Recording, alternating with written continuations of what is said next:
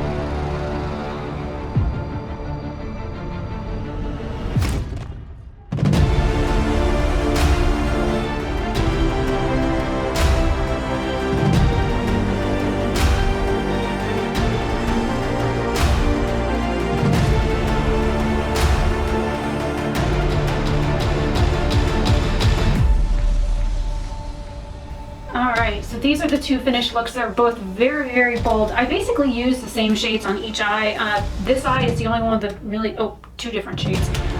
So on this eye, I used the Wet n Wild color thing as a base and then stuck this on top of it. Nobody did it make it dark, which is fine. I used this shade as like liner, and then I used the center shade on the inner part of my eye and this like burgundy shade over that, and then this is the top light shade is the like blending shade I used up above it. And I was gonna go dark and dramatic with it anyways, because Scorpio signs are really like rich colors, rich reds, deep shades, that kind of thing. So I knew I was gonna go dark. This eye here, I used the black, and the first brush I was trying to use was a Morphe brush, and man, this thing sucks. So I switched to a Wet n Wild brush that cost like 87 cents, and it worked fine.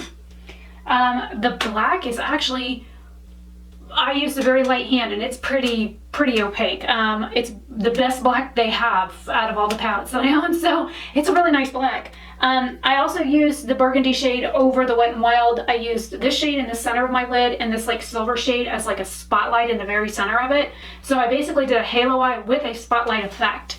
I used the black and this brown shade on my lower lash line, and then the silver there, and the white shade up here. And the only shade in here that I haven't used is this gray one. First impressions, this shimmer shade here is acting like the toppery type shades out of the Cancer palette and the Libra palette, but it's actually quite opaque. I used it on this eye dry, I used it on this eye wet, and it came out a lot more burgundy on this eye than it did on this one. It's more cranberry over here, it's more burgundy over here. There's a lot of fallout with the black. I still have like black smudging marks on my face, and that's after getting this wet and then trying to like clean up. And I even put water directly on my face to try and help clean it. My makeup removing cloth is across the counter, so I can't reach it. I could have used it, but I didn't feel like reaching for it. I used the Ardency and Modster liner, top and bottom waterline. I tried to use this Sugar Cosmetics Wingman waterproof microfiber micro liner. This eye I did fine, and then I made sure to shake it before I went to do this one, and the tip had like dried out, but there was like halfway to and then to the base it had product in it, so I had issues with that. I ended up smearing it all over my hand just to get product in the tip. Makeup Forever Excessive Lash Mascara, and yeah, I'm liking how these look. They're very dark, very grungy. I mean, it's gonna be covered by a face mask anyways, so. And they're two different looks. Two different looks, basically the same shades. There's only two different shades on this eye that are not on this eye. But yeah, I like how they turned out. I didn't have any problems blending the mattes. Even over that Wet n Wild like cream stick, I didn't have any issues with it, which is nice. Sometimes when you put like a cream base down, since I have to wash my hands again anyways, here's this burgundy shade on its own.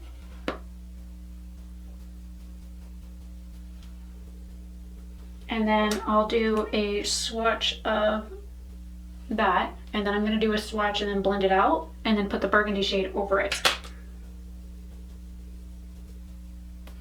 Make sure I'm using different thinners here. Thinners.